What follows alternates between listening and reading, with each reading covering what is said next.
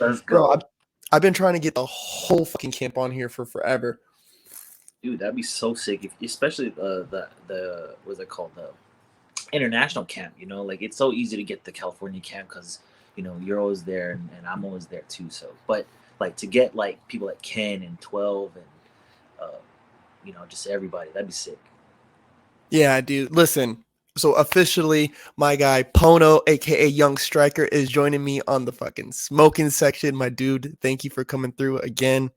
Dude, it's a blessing to have you on here for real.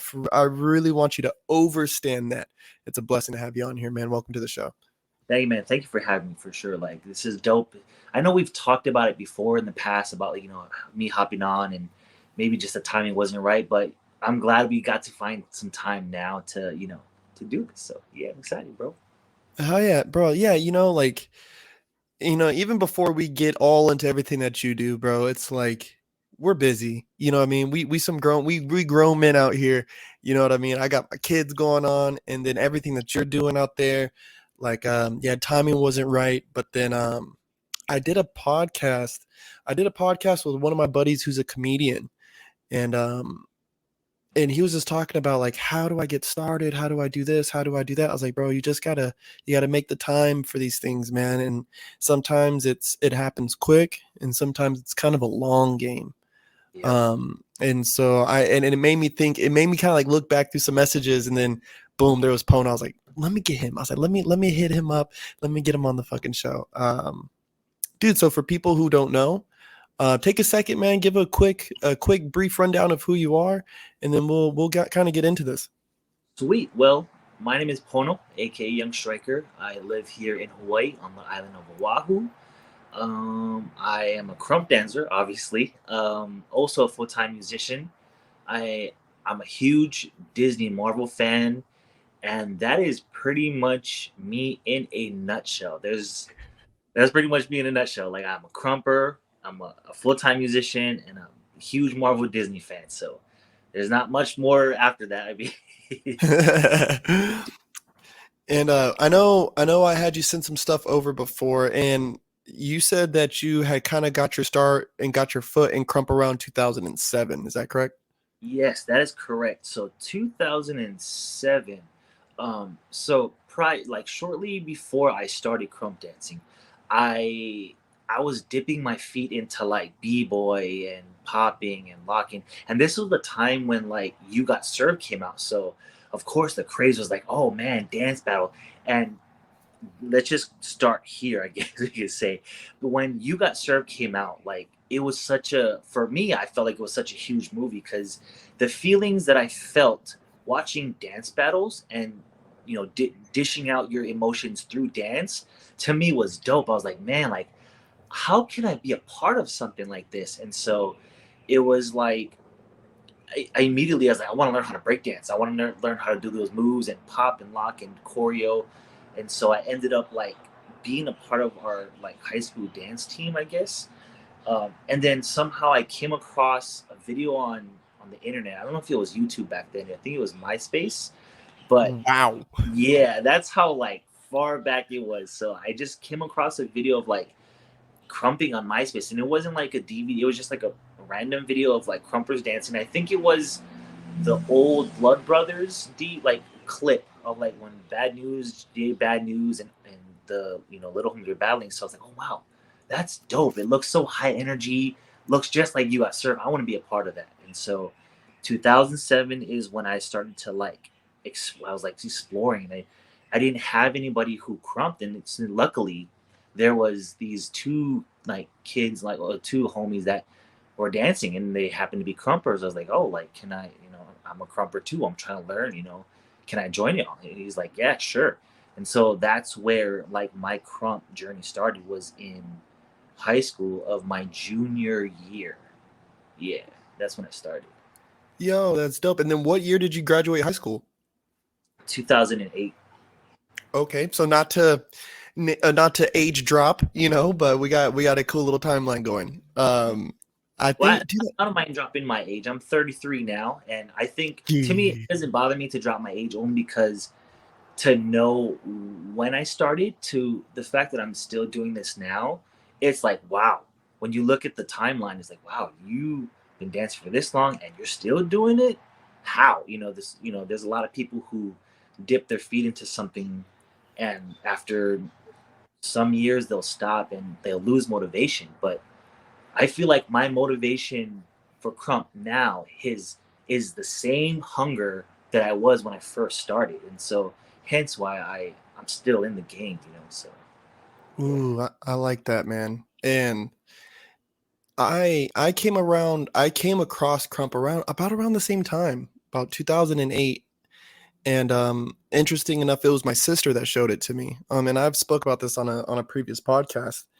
And I just watched it and I enjoyed it, but I never really like pursued it. I knew I liked it. But there was just nobody in my area doing it. And but that really kind of gave me my intro into watching things like, yeah, like the step ups and you know, what was the other what was the other? There was another dance movie. Start. Uh, no, dude, no, the one where the girl's like a ballet dancer, Oh, and Last Dance. yes, yes. So, bro, like I just started getting into these dance movies, and I was like, yo, this is really cool.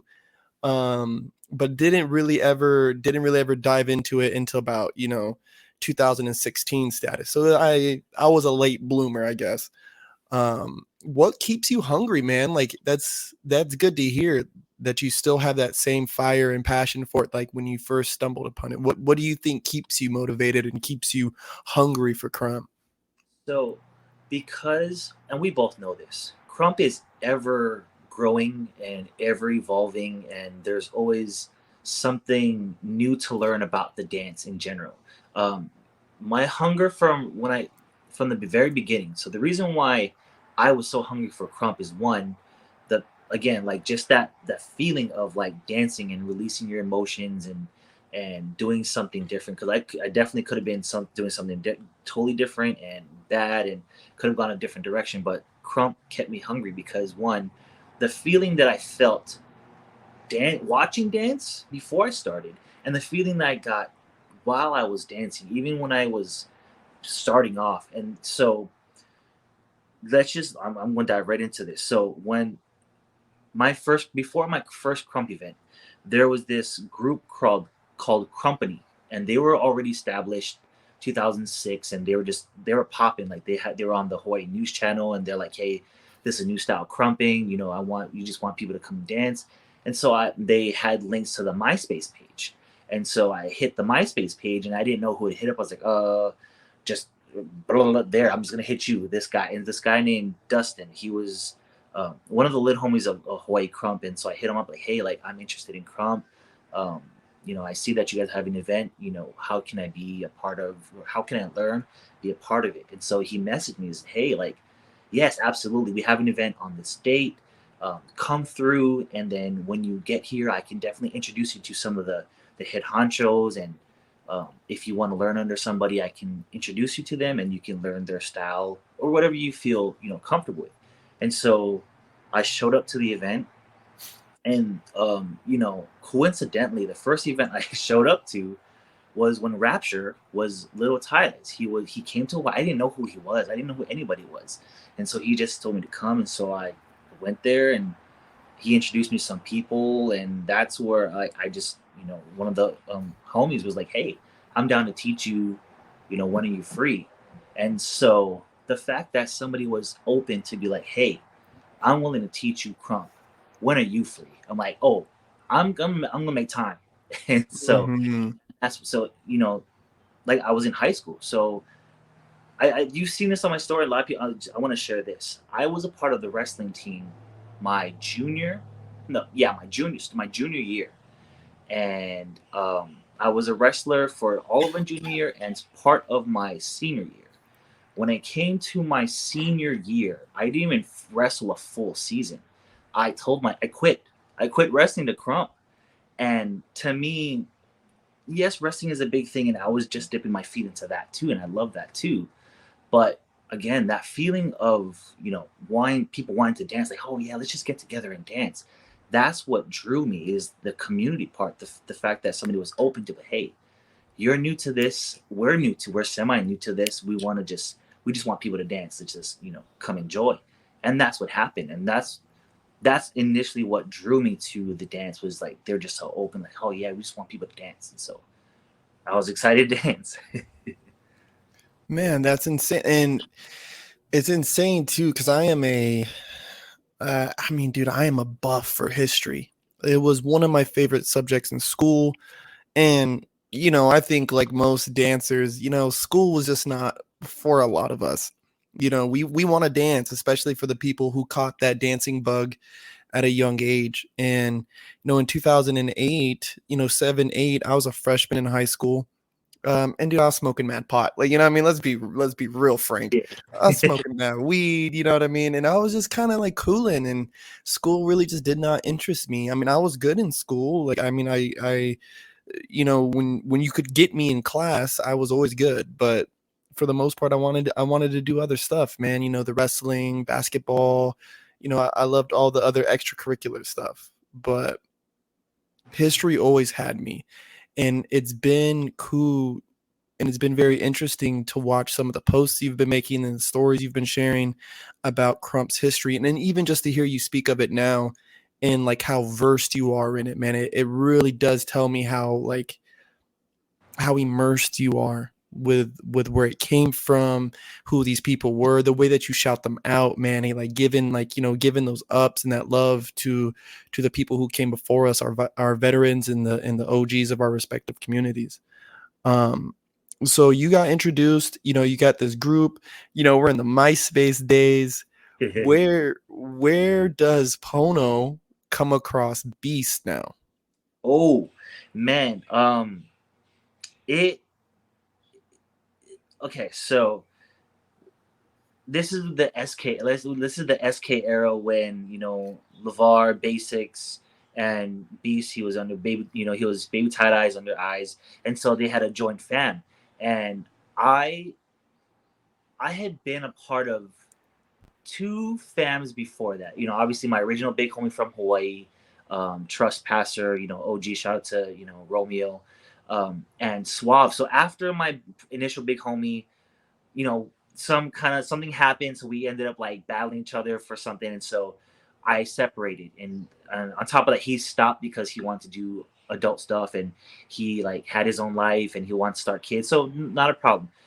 Then I moved on to Suave for like a hot second. Out Suave from Vegas. Shout out to Suave in Vegas. But I was under him for a little bit because one, okay, I really have to go through this because it's really a process. So when the reason why I was under Suave is because as a trespasser under my first big homie, there was Krump in Hawaii was so big. There was like 50, 40, 50 people deep from different parts of the same island.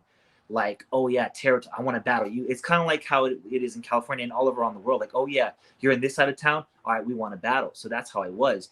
Anyway, long story short, there was an event where my big homie and a few other people brought down Crush and Suave for an event, and that's how I got introduced to Suave. And so from there, me being a student of the game, I'm just like, oh, it'll be cool to learn under somebody from California or Vegas. It's just like back then, Hawaii was top three.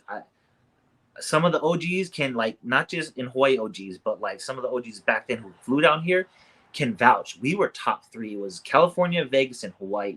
Um, Not like that now, but back then it was. So anyway, got under Suave for a hot second, and then I ended up leaving Suave for my own personal reasons. And then years later, I wasn't under anybody, and I was still hungry for knowledge. But back then for Hawaii, there was no workshops online. There was no teachings. It was just whatever you saw on YouTube is like, okay, that's a cool move. I'm just gonna imitate and maybe recreate it the way I want to. And so me being me, I was like, man, like I networked with Suave, and then I got to be under him. Fast forward to after being Suave, I still wanted to be a student, and it was just me, and I was kind of like climbing the ranks of Hawaii. It's like, I'm just getting better just because I want to get better, and I've been watching clips and clips, and so I saw that Beast and Basics had a fan called the Strikers.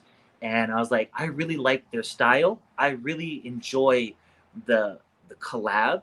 And so I messaged both of them individually. I said, hey, I know you just opened this fam Strikers. I'm from Hawaii. I just wanna learn. I have no big homie, and I just wanna learn. Like back then too, it was tough because in that time when they first created the Striker name, you saw a lot of people just wanting to be under people who are under eyes just for the clout, just for the name, and like for me, that Mm-hmm. wasn't what it was. And so I messaged him on the side like, "Hey, I just want to learn," and so they're like, "All right, cool, we'll be watching." And so when they said they'll be watching, I took that as let's put in work. What can we do? I gotta start battling people. I gotta start labbing. I gotta show that I can progress, not just say that I dance or not just dance as such. I gotta really progress. So it was it took a year and a half, almost 2 years before they considered me being in the fam. And like again, I had to put work battling OGs, not just battling, but I was winning. And people were wondering, like, why is Pono like killing? There was one battle that what I think was a highlight. I don't know where it is. I battled Playboy. Playboy came down here to Hawaii, and because I was rising the ranks of Hawaii, people were like, "Oh, Pono, you should battle Playboy." And I don't think I was prepped for that. I think they told me that night, and I said, "Hey, all right, let's just do it. I'm seasoned," and so that was one of like my favorite battles, and he definitely came with it too. But again, I had to put in a lot of work for Hawaii, like really show up to sessions, coordinate stuff with people, and a year and a half later, after messaging about being a striker, I get a call. I was on the bus on my way to work, and I get a call on Facebook call from Lavar Basics, and I'm like, oh, that must be a mistake. Like it was just a butt dial. And then I call him back like, hey, bro, is that an accident? He's like, no. Are you free right now? I said, yeah. He's like, okay. Well, let me call you back in 5 minutes. So he calls me back in 5 minutes. I get off the bus, and he said, hey, we want to make you young striker. And I was like, oh, let's go. So Let's I, go. I was so hyped. Me just thinking I'm just going. It's another day at work, and but I get a call from Lavar, and he's like, "Hey, you gonna be young striker?" Sure enough, like B Sherwin makes a post on Facebook saying, "Hey, we're expanding the empire. Welcome, young striker from Hawaii." And it's like, wow, like all this work that I put in for Hawaii, it really did pay off. And you've seen it on my story the other day, but my work ethic really shows in the things that I've accomplished and things I've done in Hawaii and outside of Hawaii. Like this is not oh yeah, we're just gonna bring him in because he's tight. No, like I had to build myself, and sometimes it was just myself building. Sometimes, so that's how I became a striker. It took some work and it took some time. Dude. And even on my journey to get into the camp, you were somebody who tapped in with me a few times, like, hey, you trying to be camp, man? Like this and that. And it was very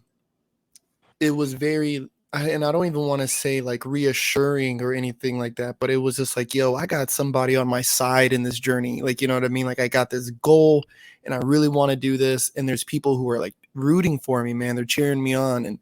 And so it's tight to hear how you got there, because I mean, man, we've had our chances to like chit chat back and forth and stuff, but to really sit down and to hear your journey in this process, it's cool, man.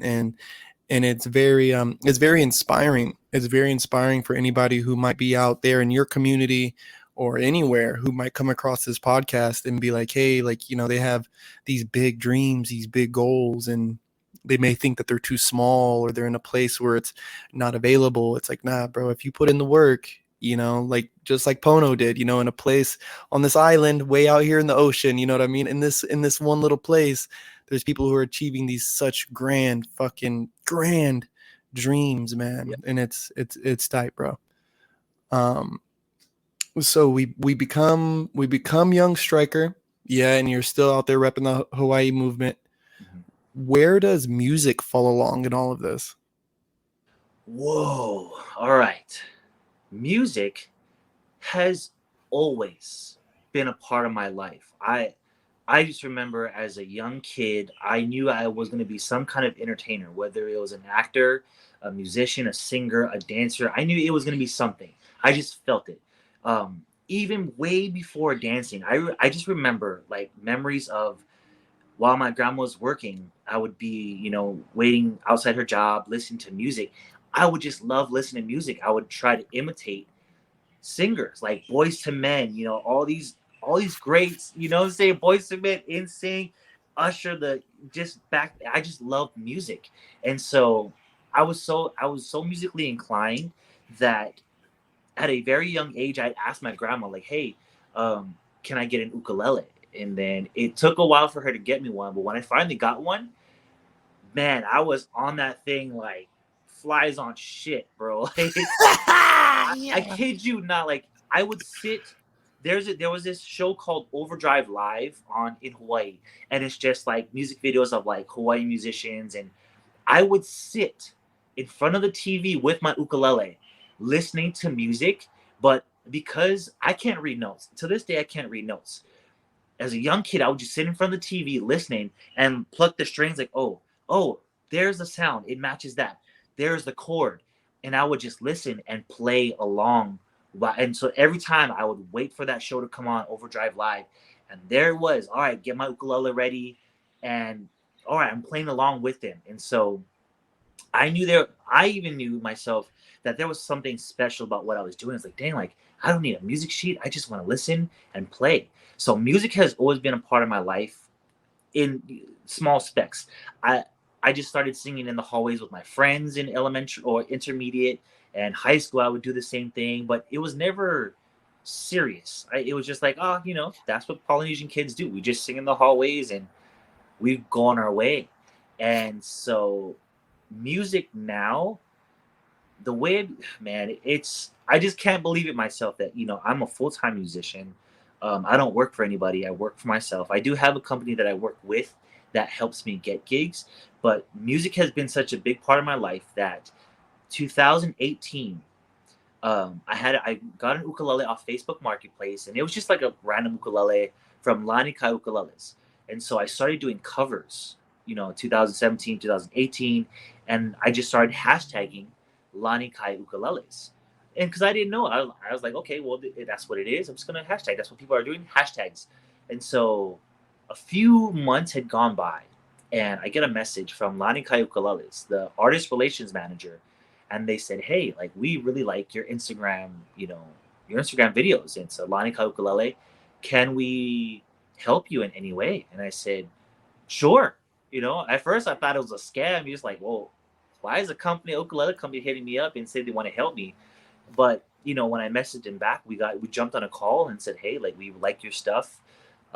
We'd like to endorse you. Like we'd like to help you out." And so even then I was like, this must be a scam. What they want really?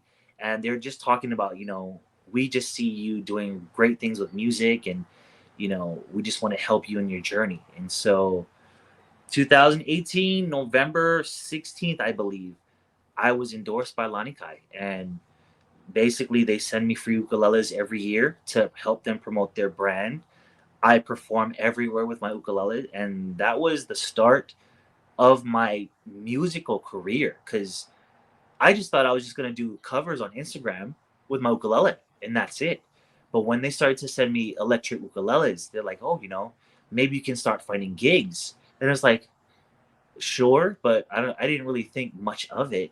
And so one gig, 1 gig a month turned into 2 gigs a month to 3 gigs a month, and before I knew it, there were so many gigs, people that wanted me to play music for them, that I was working full time. Like as a part time musician, I was working 5 days a week, gigging part time, maybe 1, 2 days a week, and it got to the point where it was just like I could do this full time now, and I was making more money doing my gigs per week than I was 2 weeks at one job. And I was just like, wow, maybe I could really do this. So I had to like factor in a lot of things. And sure enough, I think it was last year, June was my last working day at my full time job. And then for about a year and some change now, I've been a full time musician. And it's been such a crazy ride because even though I've progressed with not just dance with and music, it still feels like the beginning for me. And it's exciting. It's exciting. It's a new journey. And yeah, that's how music ties in. Like it, and the crazy thing about it, music ties into krump, and krump ties into music. It's just like the people I've met through krump and through music, they're all tied some way. They may not know each other exactly, but the connections I made were through krump to music and the people that helped me along the way. So that's how music ties into all of this. Like, it's really insane, bro. Man, there is something about, and because I do believe, I do in my heart of hearts and in my soul, I believe that you're a phenomenal artist. Not only, not only with your dancing, but with the music I've seen you post and the stuff that I've heard. You're a phenomenal artist, bro. And there is just something when, we all knew those kids in school who just get it. Like, Yeah. they just fucking get it, bro. Like they pick up that basketball at a young age and they just understand, or the football stars that we all knew, or the kids who played fucking 5 sports and they were just good at it. And I just really do. I really, not to take away from your work ethic and the hard work that you've put in towards it, but I think that you do have a natural inclination to it. And it shows, bro. It shows in just the way that you speak, man. It shows in the way that you speak about it, in the way, like, I was like, oh, so tell me about music. And bro, you just light up. And it's like, okay, let's go, Pono, bro. And And so like it's like just like how we started off this podcast. That is me in a nutshell. Like the same person you see on Instagram, social media. I'm the same person. So when I say I'm a krumper, a full time musician, a Disney Marvel fan, that is me in a nutshell. Like yes, like I can talk about these things, especially krump and music, is because I have a strong passion for this. Like I come from a family where they weren't given things, and even to this day they're my family struggles sometimes, and a lot of families do. And the place that where I was living with my auntie and my family was a bad neighborhood where it's just like crime was happening. And you know it's hard to think outside of like not hood mentality but like just povertish mindset. When you're living there, it's hard to think outside of that when it's just like what you see every day is not good. And so I decided, as just for me, I didn't want to live this. I didn't want to live that way anymore. Even though we were living there, I didn't want to live that mindset. I wanted something more for me. I knew I was destined for more, and I had to go out. I had to step out and do something about it. Like, you know, we have, my all my cousins and my aunties, uncles, they all were talented athletics. My mom was a great swimmer. My auntie was a great volleyball player. Their kids are great sports, but they never stuck with it because they felt, oh, it's just so far fetched. Just only great people can do it. But no, like I've proven time and time again with my family, with my friends, that if you really want to do something, you can really do it. You just have to start. You have to do it. And like for example, when I first started krump, my family and friends like, oh, you look crazy. You look like a crazy person dancing at the bus stops. Like you should just stop doing it. And I'm like, no, I'm gonna continue to do this because it makes me feel good. I'm around good people. I'm gonna keep doing it. Years after I started getting better and started traveling with it, and I got the opportunity to dance in the Philippines because I was a krump dancer, it was like my family's wow, like, all right, well, if you're gonna do this, I support you now. Yeah, I mean, and not that they never did, but again, when you're in that poverty mindset, you just don't see anything past it. And so when they see me achieving one thing after another, it's like, all right, you're just gonna let him do what he's gonna do because he's gonna achieve it. Same thing with music. They didn't, not that my family or friends doubted me, but the talk of being a full-time musician is like, oh no, you gotta have healthcare. You just gotta you can't be you gotta be a really great musician to do this. I'm already doing it.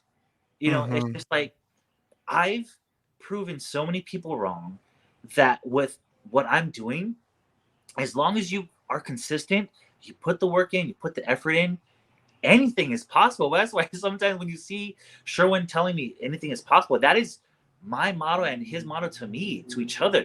Anything is possible when you put the work in. Like it really does matter. And so I'm a walking, living proof of you can do it. You just have to Mm-hmm. do it. Like you just have to believe that you can do it. And look, bro, I still can't believe I'm a full time musician to say that. Like traveling musician, people book me outside of Hawaii, and it's just crazy to me because there are a lot of people that wonder the same thing. Oh, Pono, like how? Like as soon as I became a full time musician, people are just like, "Oh, how did you do it?" I said, "I just was doing it. I believe that I was," and people said I was good, and maybe sometimes I didn't believe I was good. But the fact that people are still asking for me to play for them, it's like there must be something here. Maybe yeah, I Mm. don't I don't think I'm like all that musician in Hawaii, but I must be doing something when people are like, man, you're so good. Like, can you play at our restaurant? Can you play for our party? Can you do this? It's like, and it's exactly what happened with Crump when things started to happen and successful things started to happen in Hawaii for Crump. He's like, oh Pono, can you teach us, bro? Let us know how did you be a part of this? And so my whole thing is just sharing, it's just Mm-hmm. sharing my passion, whether it's music and dance, and whatever you want to do with it, that's on you. If it's just for fun, cool. If you want to be a full time musician, dancer, you can definitely do it. It's just you got to put in a lot of work, and there's not just one alley for music and dance. There's many alleyways. Like for a musician, you have the gig life, you have the recording life, you have just the private parties, and there's not just one alley. You don't have to be the top recording artist in your state or whatever to be a full-time musician. If you can make it work, it'll work, and it's working out for me. And do I see myself doing more? Absolutely. But I'm not in a rush to do them. Like it takes time to be recording artist, to maybe be a producer one day. You know what I'm saying? All these things take time with everything. Crump, dance, just everything, bro. So yeah. Bro, and that's so powerful when you have so many people, and especially even in just the Crump community alone. They come from these impoverished neighborhoods, and there's this famine mindset and this crab in a bucket mindset. And they say, I'm not from a privileged family. And I've been really big on when I hear that, I really try to combat that with just because of the birth that you took in this life, right? Like some people do take higher births, right? They're birthed into a wealthy family with many resources and all these things. Does not It does not define your destiny, right? If Exactly. you if you put your passions first, right, and you stay open to the possibilities that are limitless in this universe, right? This great wonderful universe of ours. So much can happen. Like I, I don't think Barack Obama woke up one day, at 7 years old and was like, I'm going to be president of the United States and just thought that. But I know somewhere along the lines, he said, you know what, I can make a difference in my community. And then he did that. And then he said, you know what, I think I can make a difference in my county. And then he did that. And then he said, oh, you know what, my state. And then did that. And then he said, you know what, I can do something for my country. And then he went and did that. Yep. And that goes not only with him but any other person, the owners of Apple, Spotify, you know eh, beast beast him fucking self. I don't think he woke up one day and was like, you know what, I'm gonna be one of the most influential people in dance that ever lived. But here he is, like, you know what I Yep. mean, and is changing the fucking game. And I really look at you guys, man, for a lot of inspiration, dude. And the fact, I mean, dude, listen, coming from North Carolina to Cali, I knew what a ukulele was, and I had to get corrected a lot because I always said ukulele. They're like, Yeah. "No, dude, it's a ukulele." I was like, "Okay, I'm sorry." But the first time I heard that sound live. It was majestic. I was like, oh my God, what is, because I knew it wasn't a guitar. And I was like, who is doing this? And then I could hear the singing. And I was like, where are they, bro? And there was just all the Hawaiians and the Samoans and guys hanging out at this table, just singing songs, bro. And I would always find myself over there on lunch, just eating, because I was kind of like a loner boner. And I would just sit and eat and just listen to them sing, bro. And I was like, dude, this is the most beautiful sound I've ever heard in my life. Like, this is fucking wonderful, man. And so dude, I do, like I said, man, I think you have this very natural inclination and very natural drive, the drive itself to do these things, man. And I'm excited because one thing I also wanted to talk about and make sure that we talk about is that you're rebuilding, I don't want to say that you're rebuilding from scratch, but you are revitalizing and breathing new life into the Hawaii krump movement. Yes. And so what steps are you taking right now to get that going and get that rolling? So because it's back then it was easier because people were just hungry for krump and it was new and it was exciting. Because krump is known, there is a lot of people here in Hawaii that want to learn krump, are skeptical, like with anything, like with starting new with something new is always hard, and and the process of training it is tough. So what I'm doing to prepare for that is I've been showing up to these all style sessions, and because over the years I've been one of the most respected krump dancers in Hawaii, and I'm not saying that just to say that. I've had the top OGs, the best dancers in Hawaii tell me this, like, hey bro, like I look at you like as like the head honcho of krump in Hawaii. And so I show up to the all style sessions and show that I'm open to be around your guys' environment, and I'm always willing to learn another style. And in turn, when they see us set, the 3 4 of us that session at their sessions, they recognize immediately, dang, like the energy. Oh, I we need that. And I think sometimes that the All Star committee needs that. They need the krump kind of energy. Like something's different about krump when you have hype, like, oh, that was sick. And because krump, like I said, since krump has evolved, it's more understandable to all style dance, especially when you're on beat. Your material combos look really crazy and similar to these other styles and animation. It's just like, wow, like I see animation in krump. Can you teach me that? And in turn, I'm like, well, teach me that, because I need what you got, and I can in turn let's just share it with each other. And so my process of doing this is one, networking with individuals, not just doing real Instagram reels or stories, not just saying, oh yeah, I'm gonna have this. That will go so far. You have to go out in the community and be like, hey, like if you're interested in krump, I'm throwing this. Oh, cool, bro. Like, let me know when it is. Like, and sometimes you have to go as far as, if you can't make this date that I'm going to be doing this, what other day are you free? If I'm open to teach you if you're willing. Let's meet halfway.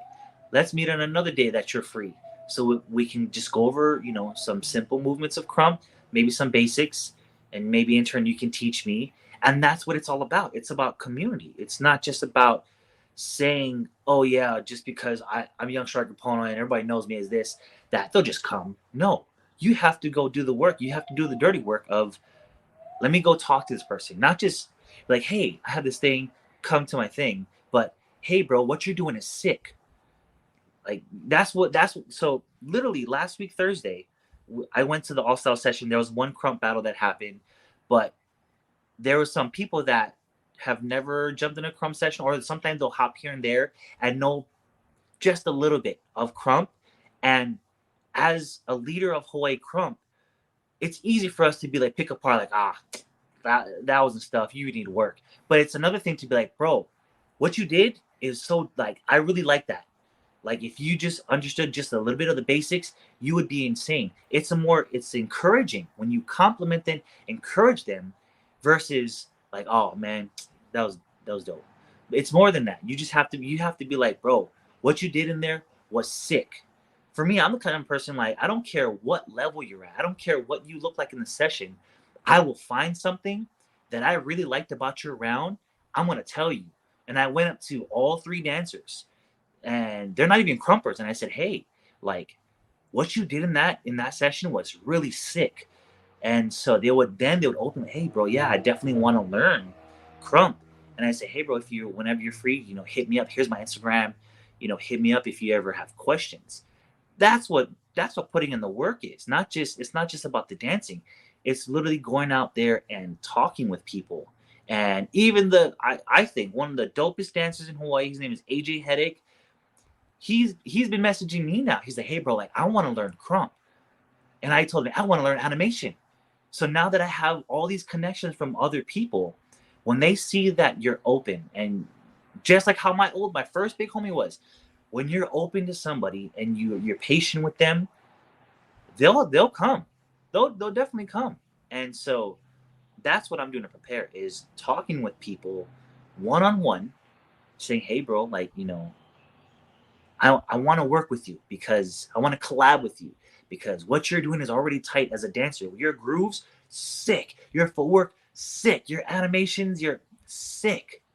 Man, when you jump in the crumb session, just getting the bare minimum basics, you would be you'd be a killer because you already understand how to dance. When I first started crumb dancing, my friends and my old big homie can vouch. I had no rhythm. I didn't know how to dance, period. And if you watch some of the old crump, like Hawaii crump videos of them like talking about how I started, I had nothing. I came from scratch. Like it Mm. was so hard for me to just get three jabs and move my feet. I couldn't move my feet. My big homie would tell me all the time, man, he just don't know how to move his feet and do his arms together. And when I look at these other dancers as potential, like man, like you guys have major potential. The fact that you guys are already dancers, you're already starting a little bit ahead of me than when I first started. So this might be easier for you to understand than it was for me back then. So that's what I'm doing to prepare, is just talking to people, preparing to, all right, if I'm gonna really do these trainings and lab, I have to also put in the work by myself. I have to make sure I'm on top of my stuff. I can't just be labbing, training 1, 2 days a week, and when I feel like it. No, I have to be on my game. And one, I want to be on my game because I love Crump. I'm a fan of Crump. I watch everything. I watch every footage, every battle. I may not post about it, but I watch everything. Like the Crumpers page, I see every link, all, and I watch. That's how much of a fan of Crump I am. And so I watch, I study, I watch Beast Camp trainings on the website all the time, every week. And it's because I love Crump. And I told myself that because one point, like a few months ago, the gigs were so much that I was like, I'm just tired. I'm tired. But I told myself, I watch all this Crump stuff. Why am I not doing it? Because I love doing this. I need to change my mindset. I gotta take action. I can't just sit back and just be like, oh yeah, my name's gonna hold itself. No, because when it comes to a session in battle, I have to perform. I have to perform. And so that's what keeps me hungry. It's just like, well, I want to continue this journey of Crump. I want other people to continue this journey of Crump with me. And even after I am done, I want people in Hawaii to be like, all right, we can't just rely on Pono. At some point, somebody's going to step up. And if they don't, it is what it is. I feel like I would have done what I've done already the best I could. But I still believe that it can still grow, and that's where I'm at with this whole training and rebuilding Hawaii. Is it going to be a huge hit for the first year? Maybe not, and that's okay. The most important thing is I stay hungry. When people see that I'm hungry, they're like, "Oh man, I want to eat from his table too." Like, let me go with him because there's something that he's doing that I really love that I love watching, that I want to be a part of. And so that's Oh, how it is. oh, eat from his table too. Eat from his table too. There was something I was talking to a friend of mine earlier, and No, I'm not a very religious man, but I've been telling a lot of people that I have been reading the Bible a lot more, and because it speaks in a language that I understand, right? The parables and the metaphors and these rhymes. It speaks a language that is digestible and I can understand, right? Just like krump. I did choreography for a long time. And though I could get it and I could repeat these moves, it just didn't speak to me. But krump does, right? And to eat from your table, bro, is like in Psalms, everyone knows the whole prayer of the Lord is my shepherd, thou shalt not want. Yeah. Right. And he goes later on in those same verses, speaks about how he prepares a table amongst my enemies. Right. And he doesn't limit it that. And I was reading it over a few times and I was trying to dissect it. And I was like, though I have a table prepared for me in front of my enemies, he doesn't say that my friends ain't at this table too. And we eating out here. Yeah. If I'm gonna do right by the people, I'm gonna eat across the table from my enemies, right? Because my plate's full. I'm hungry out here. My Yeah. plate's full. I'm good. And if I look to my right and my left, my homies is gonna be good too. As long as I'm good, as long as I'm doing what I gotta do, and I'm staying righteous in what I do, and I'm upright. You know what I mean? Being virtuistic and being moral in the movements and truthful in the words that I speak. We gonna be straight, man, and we got plenty enough room to eat out here, bro. It's a buffet where we're eating at. Bees Camp, my boy. We got a buffet That's around right. this bad boy. You know what I mean? We eating everybody, man. I am a fan. I am a fan of everybody in the camp. Really, really. Um, and I'm trying to get to that point too, man. Like I used to be such a fan of Crump where I watched every video that dropped. I watched any event that was going down. I mean, I was like a crackhead just waiting for the footage to drop. But now I've just been watching the camp, man. I'm such a fan and I need to wean off of the camp a little bit, but Icon is so good. You're so good, man. Atum Ra, so good, bro. Gruesome, everybody, Ghost, everybody's just so fucking good. Kin, 12. I mean, Yeah. everybody's so good, dude. It's hard. It's so hard when your friends are just so good, dude, at what they fucking do. Ugh. Yeah. Oh my god. Ah, man, it's exciting though. It's exciting, bro, and especially with everything that Hawaii's going through. And I hope your family's good, bro, and the tragedies that have been happening out there and everything that's went down. But it's I think and when you were first kind of posting about it on social media, I was like, what a time for him to be rebuilding this community when community is needed the most right now. Like Definitely. people need to be coming together right now and banding together, like, you know what I mean? Because Yeah. it's rough. It's really rough. I mean, has your family been good? Has everybody been good out there with Yeah, the fire and everybody's stuff? good. Because the wildfires happen on Maui, which is a different island. And I know a lot of people have been feeling it. It just every day there's always something new to post about it. Um, I try to, and I stay away from the political side of it and the conspiracy theories because that's another thing I don't want to. I'm not going to get into, but the most important thing is that there's a lot of people supporting Maui and the families and the tragedy that happened to the initial families that happened. But I don't, because on a lot of these posts, it's just nonsense and just side stuff, and it's not even people that have been affected by it. It's just people that from Hawaii that I understand they want to protect Maui and help, but it's like the energy for like these conspiracy theories and all this stuff not needed. Like it's just about the support and love. All they need is support. I'm sure that anything they get, whether it's resources, money, whatever, food, I'm sure these families are just grateful. So Mhm. my family's good. I do think about it here and there. I am on a different island. My heart definitely does go out to Maui, um, but even more so, like you said, community is what we need right now. When they see people coming together just for a great time, just to dance, and when people see that, it's inspiring.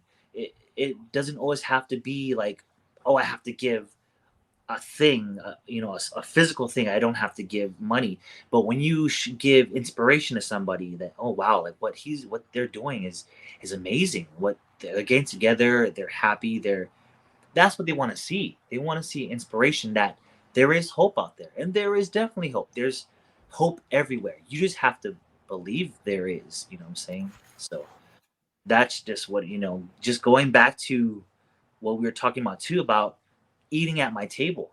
It's me, like you said, there's plenty of room on the crumbs table for you to join. The one thing I have to make sure is that even though the table is set for other people and I'm good, if people don't show up, I can't beat myself up. Be like, oh man, nobody showed. No, one day somebody will show, and then another person will show, and it's just I can't get weary or discouraged if nobody shows at the table.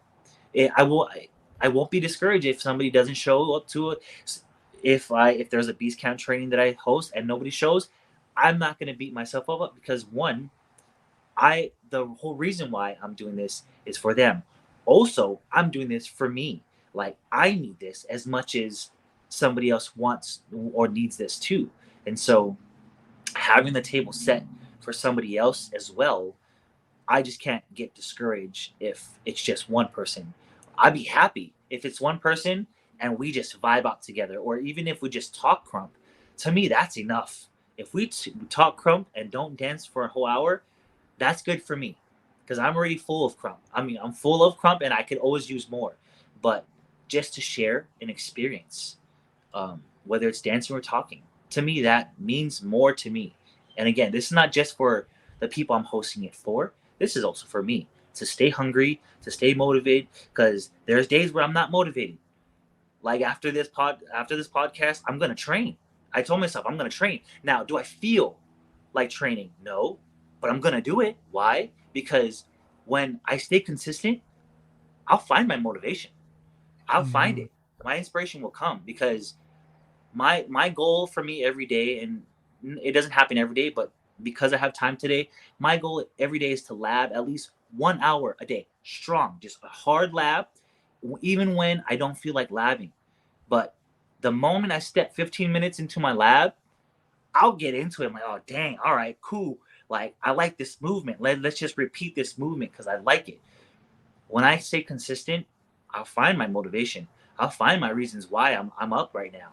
And then before I know it, the hour is up. Like, dang, I could have gone another hour, but my cup is full. I'm good. There's always another day that I can do this. So that's how I, I look at this whole thing. My guy.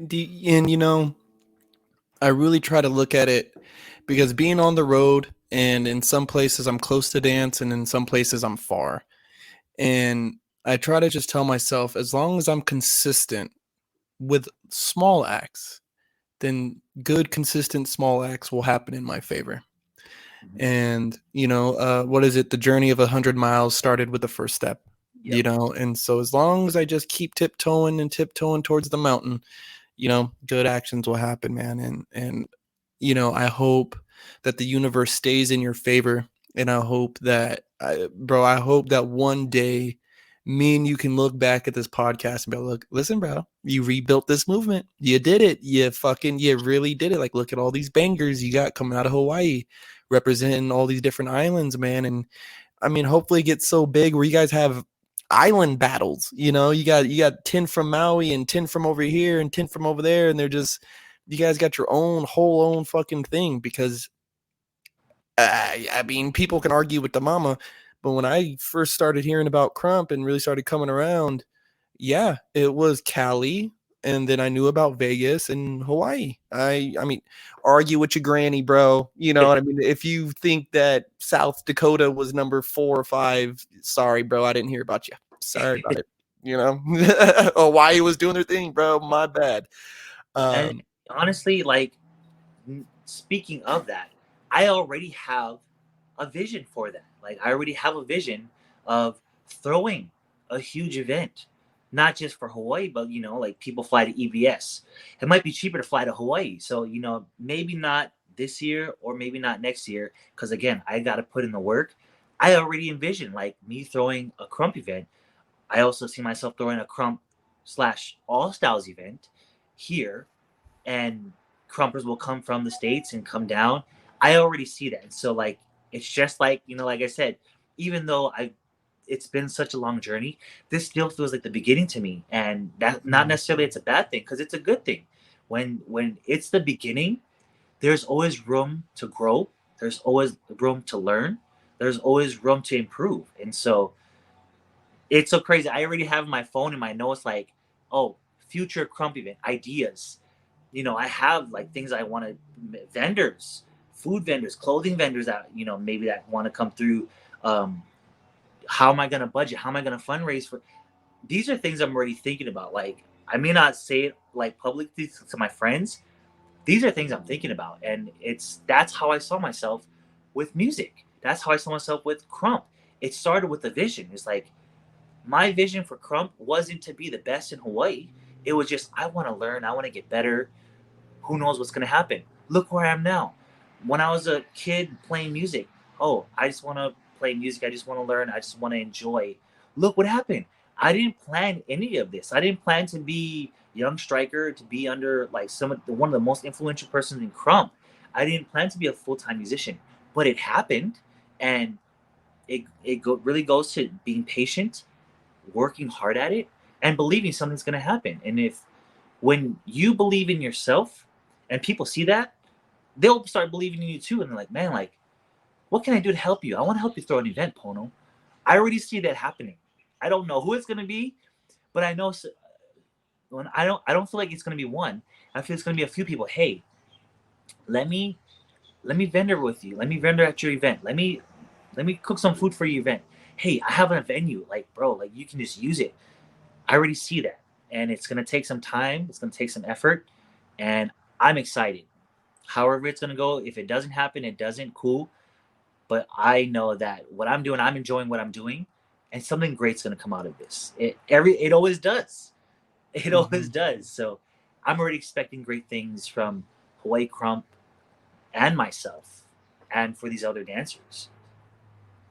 Bro, when you move with pure intention, and when you move through the humility of humbleness and just dedication to something like the way that you do, nothing but good can come from it.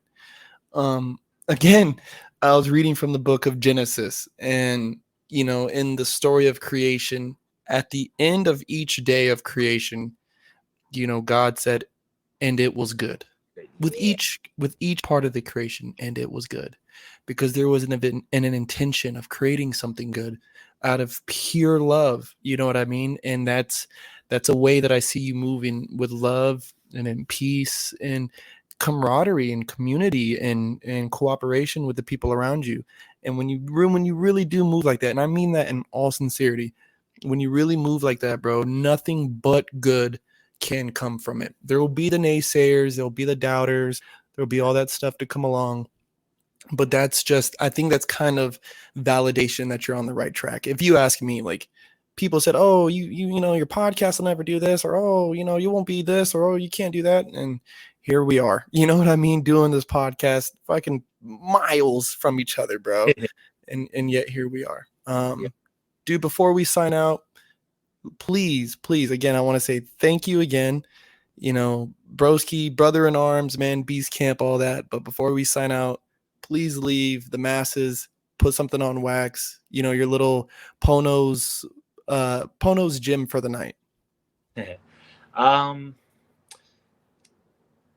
there's so many, but just off the bat is just do it. Like just start. Mm, Like that's all it takes. Because if you don't start, you'll never know. And that's all it took for me. Was it took me to just start learning Crump. It started with me asking for an ukulele.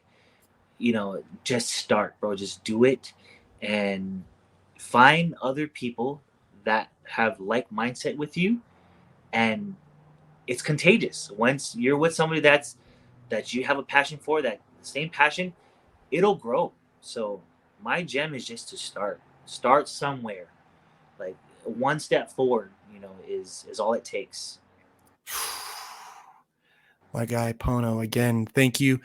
Please plug in your social media so people can follow you, listen to your music, and follow your journey through dance and life.